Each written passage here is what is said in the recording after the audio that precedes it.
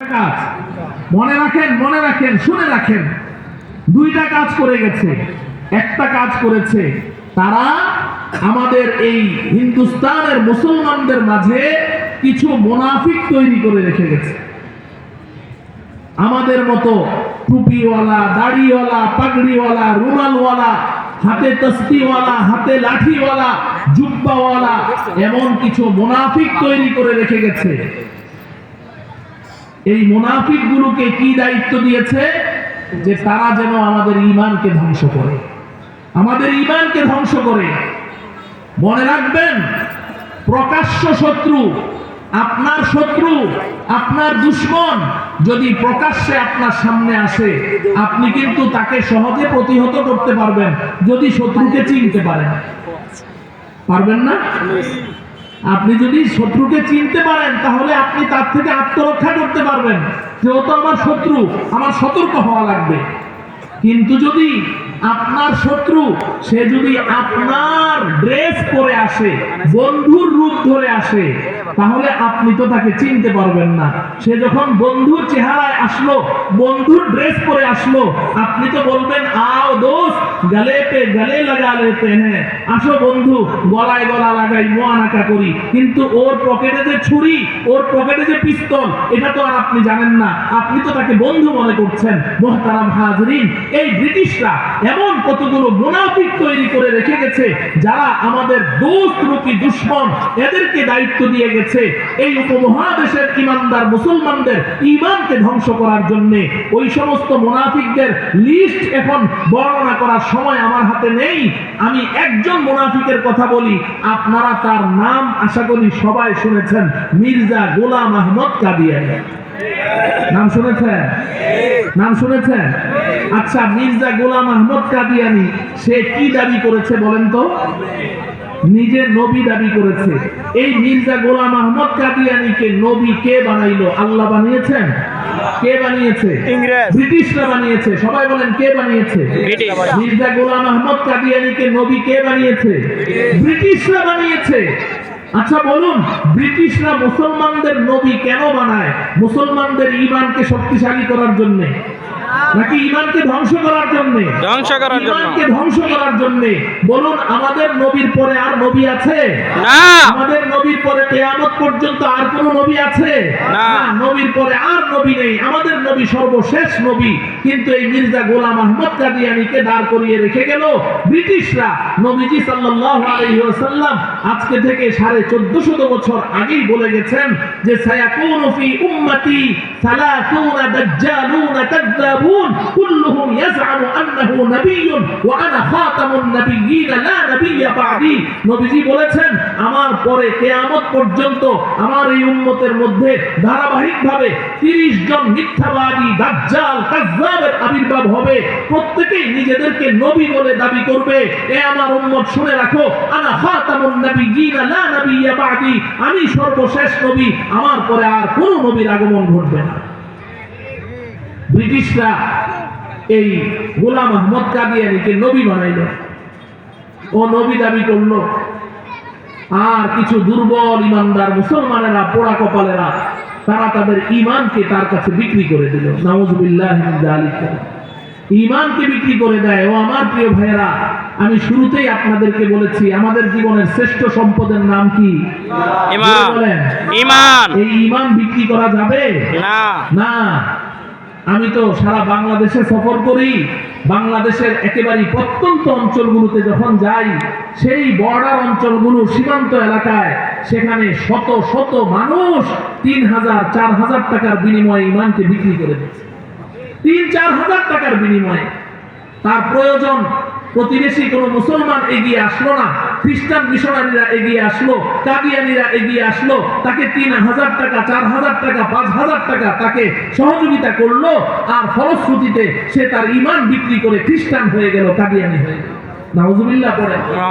তো এখন এই মির্জা গোলাম আহমদ কাদিয়ানীর সামনে যখন কিছু উম্মত জুটে গেল, তারা ঈমান বিক্রি করে দিল। এখন একদিন উম্মতেরা বলে, নবী সাহেব আমরা তো জানি নবীদের কাছে ওহী আসে, তো আপনি তো এই পর্যন্ত আমাদেরকে কোনো ওহী শোনাইলেন না, আপনার কাছে কি আল্লাহর পক্ষ থেকে ওহী আসে না? বলে যে হ্যাঁ, এখনো পর্যন্ত আসেনি, তো তোমরা যেহেতু দরখাস্ত করেছো, আজকে রাতে আমি আল্লাহর সাথে যোগাযোগ করব, দেখি কোনো ওহী আসে কিনা। রাতের বেলা সে তার খোদাদের কাছে গিয়েছে। মির্জা গোলাম আহমদ কাদিয়ানীর খোদা কারা? ইংরেজরা। কথা বলেন। ইংরেজরা। বলেন না কারা, নাকি আমার কথা বুঝেন না? হ্যাঁ, কারা খোদা? ইংরেজরা। সে রাতের বেলা ওই ব্রিটিশদের কাছে গেল, গিয়ে বলে আমার কাছে তো ওহী চায়। ব্রিটিশরা বলে নো প্রবলেম, বসো আমি ওহী দিচ্ছি। তো তারা কিছু ওহী লিখে দিল। পরের দিন এসে সে বলছে, তোমাদের দরখাস্তের ভিত্তিতে আমি রাতে আল্লাহর সাথে যোগাযোগ করেছি, আল্লাহ পাক আমার উপরে একটা আয়াত নাযিল করেছে। নাউযুবিল্লাহ পড়ে। নাউযুবিল্লাহ। তবে আয়াতটা ইংরেজিতে। আয়াতটা কি? ওর কাছে ইংরেজিতে আয়াত নাযিল হয়। ও আমার প্রিয় ভাই, কোরআনে কারীমে আল্লাহ রাব্বুল আলামিন কি বলেছেন? ওয়ামা আরসালনা মির রাসূলিন ইল্লা বিলিসানি কওমি, আমি পৃথিবীতে যত নবী রাসূল পাঠিয়েছি সবার কাছে আমি মাতৃভাষায় তাদের কাছে ওহী নাযিল করেছি। তাদের মাতৃভাষায় ওহী নাযিল করেছি। মির্জা গোলাম আহমদ কাদিয়ানীর মাতৃভাষা হলো পাঞ্জাবি।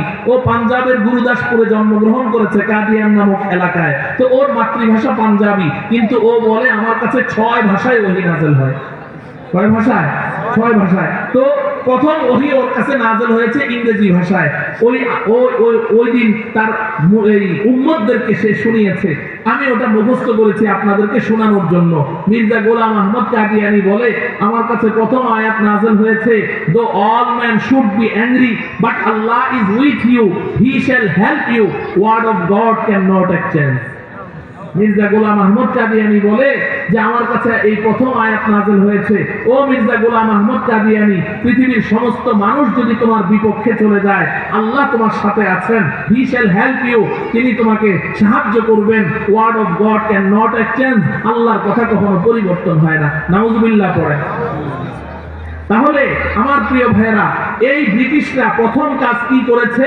কতগুলো মুনাফিক তৈরি করে রেখে গেছে। আমি একটা মুনাফিকের নাম বললাম। এই মির্জা গোলাম আহমদ কাদিয়ানী দুনিয়া ছেড়ে চলে গেছে, কিন্তু তার অনুসারীরা আছে না নাই? আছে না নাই? হাজার হাজার অনুসারী এই কাদিয়ানী। এরা কি মুসলমান না বেঈমান? বেঈমান। কাদিয়ানীরা কি ঈমানদার না বেঈমান? বেঈমান। ওরা কাফের। কাদিয়ানী কাফের। বলেন কাদিয়ানী কাফের। এই কাদিয়ানীদেরকে যে কাফের বলবে না সেও কাফের। ঠিক। কাদিয়ানীদেরকে যে কাফের বলতে গড়িমসি করবে সেও কি কাফের।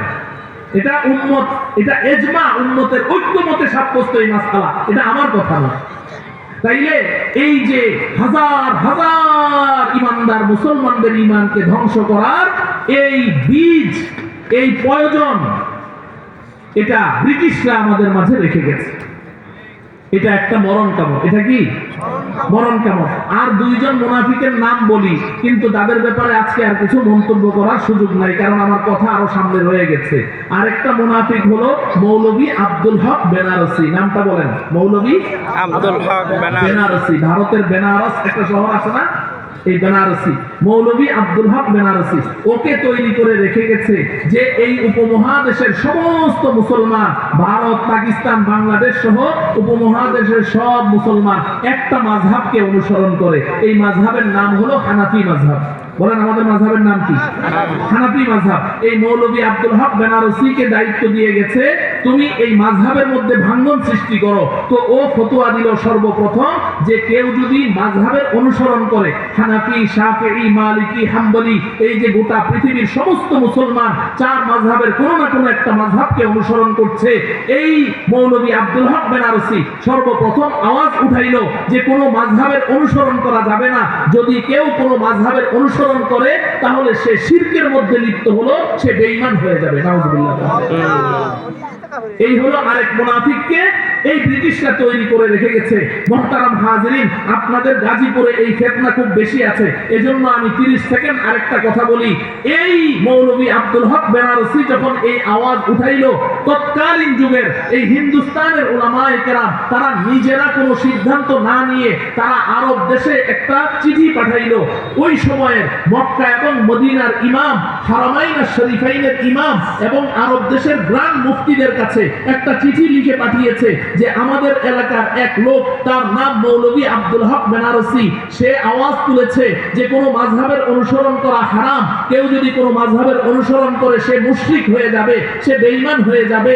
আপনাদের আরবের গ্র্যান্ড মুফতিদের ফতোয়া কি ওই লোকের ব্যাপারে? ও আমার প্রিয় ভাইয়েরা শুনে রাখেন, ওই আরব দেশের গ্র্যান্ড মুফতিরা তারা ফতোয়া লিখে ওই ফতোয়ার মধ্যে তাদের সকলের সিগনেচার এবং দস্তখত দিয়ে ওই ফতোয়া হিন্দুস্তানে পাঠিয়েছেন। সেই ফতোয়ার মধ্যে, ওই ফতোয়া আমাদের কাছে সংরক্ষিত আছে, ওই ফতোয়ার মধ্যে লেখা আছে যেই ব্যক্তি এই দাবি করে যে কোনো মাযহাব মানা যাবে না, মাযহাবের অনুসরণ করা শিরক, ওই লোকটা গোমরাহ এবং তাকে কতল করে দেওয়া ওয়াজিব।